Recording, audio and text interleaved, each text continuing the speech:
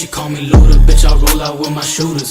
She wanna fuck me in a Plymouth Barracuda. I got my gun on, yes. Is the biggest guy the world has ever seen touch a basketball. Is it even legal for this dude to be 6'10", 500 pounds and play basketball? This is a man so powerful even LeBron would be afraid, moving around the court like Steph, with handles like Iverson. To be honest, I've never seen anything like Troy Escalade Jackson. While you probably never heard of Troy, you've definitely heard of his older brother, Mark Jackson, former NBA star and current NBA commentator. How is it at 6'1" Mark was able to make it to the league, but not Troy? And that's just the first question that popped into my head. How does someone even get to 500 pounds and then stay not just mobile, but be also incredibly athletic? How do you function in society being this big? Like, what kind of toilet does this dude sit on? Troy Escalade Jackson is one of the most fascinating people in all of sports history, and it's time we answer all of these questions and more. Troy was always a man destined for the NBA, falling in love with basketball at around 10 years old. He practiced and played day and night at Rucker Park in Harlem, and while he was just a chunky kid having fun playing ball, his brother Mark was well on his way to the NBA. In fact, when Troy was just 14 years old, their family hit the lottery when Mark was drafted 18th in the 1987 NBA draft, completely changing Troy's life and the direction it was headed. Imagine being a 14-year-old with a brother in the NBA. How many Big Macs would you order? Because Troy started ordering a lot. At this point, Troy was already a pretty spoiled kid, being the youngest of 6 siblings. But now with a brother in the NBA making millions, a lot of the motivation Troy had was gone. His family already made it, and he was practically set for life. So instead of focusing on getting in shape, preparing for the NBA, scouting out colleges, or even pestering his older brother for NBA advice, Troy decided he'd rather put on a show down at Rucker Park. And that's exactly what he did. Oh my goddess, yeah, she the hottest, that's plain and simple. I'll bring on out your Holy Spirit if I bless the temple. I slow it down, I don't lose one-on-one. Throughout Troy's next 4 years of high school, he wasn't focused on making it to the NBA. He was focused on showing off and really just flexing on all these kids a quarter of his size. By his senior year of high school, approximately 1,000 Big Macs later, Troy hit his peak size, standing at 6'10" and weighing well over 500 pounds. Although Troy really had put no focus into making it to the NBA, his size alone had attracted scouts to come watch him play. Not in your typical high school games, but down at Rucker Park. Being 6'10", 500 pounds doesn't leave you with a lot of options. It's not like Troy could go work in an office job in a cubicle. He couldn't even walk through the door. So when he was offered a full-ride scholarship to Wallace Community College in Selma, Alabama, he felt like he had to take it. What else could he do other than make it to the NBA? Proving there was more than enough room for a 500-pound player in college, Troy performed well past expectations. While he wasn't playing at the highest levels of college ball, Troy's complete disregard for the multiple defenders on him solidified a long-term spot on the roster, finally catching the eye of a Division I school after he received all-region honors as a sophomore. Troy was approached with another full-ride scholarship to the University of Louisville. Under the supervision of legendary coach Denny Crum, Troy's scholarship was not without its conditions, essentially stating he had to replace the Big Macs with salads. Troy was expected to drop well below the 400-pound mark, a weight he hadn't seen since his early high school days back at Rucker Park. This, along with being placed on a team whose style of play was more structured than anything he had ever experienced before, Troy's production plummeted.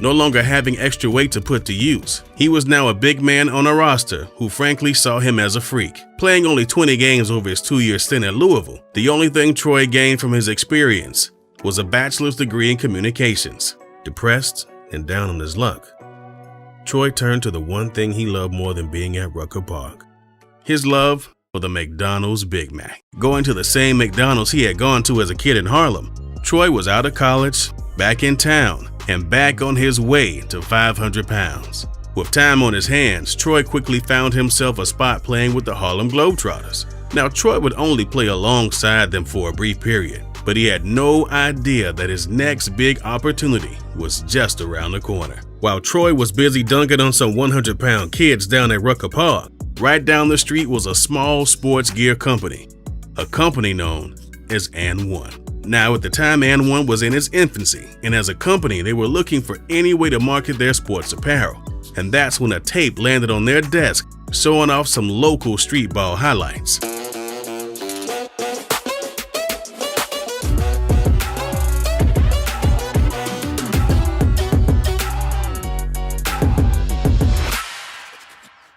Quickly realizing the unlimited potential in New York's forgotten street ball legends, and one became known across New York not for their appeal, but for their street ball tapes.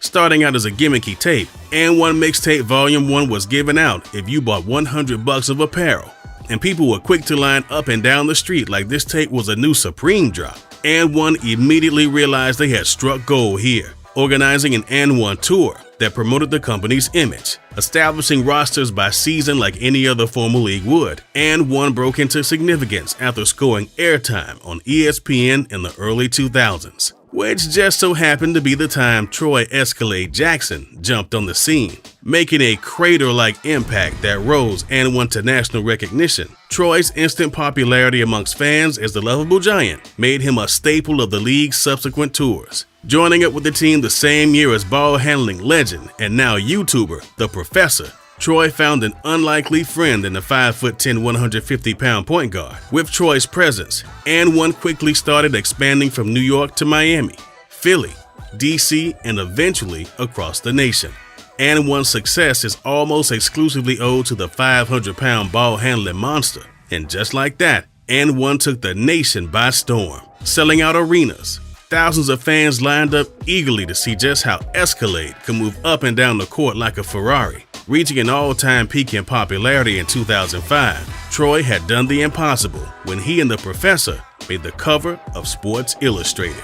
A cover that historically was reserved for only the most legendary athletes was now dominated by someone who survived strictly off of Big Macs. As the biggest recorded player in history to pick up a basketball, Troy was easy to spot, and he impressed all who saw him. But as the years would go on, Troy became caught up in the image he had created for himself, the lovable giant.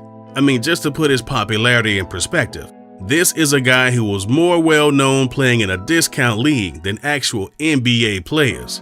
Troy could walk into any club in the country and get VIP treatment, literally, while guys playing for legit NBA teams would go unnoticed. His size, his ability, his personality all played a role in becoming the fan favorite he was, and everything that made him so great also led to his biggest tragedy. Despite his talent, there was no escaping the inevitable. Growing older in age, Troy's weight issues came knocking. Of all his teammates, it would be The Professor that had noticed Troy's weight was no longer helping him in the same way it used to. Instead, it was now slowing him down. Worried about how Troy's weight was affecting his performance and ability to play throughout the season, The Professor tried nudging Troy into a healthier lifestyle. Failing to keep the weight off that he would lose during the summer, The Professor went to his brother Mark for help. Having always known Troy as the biggest kid in town, Mark wasn't surprised. Agreeing that Escalade was just always going to be Escalade, the two decided to just accept the fact that Troy just wasn't interested in losing weight.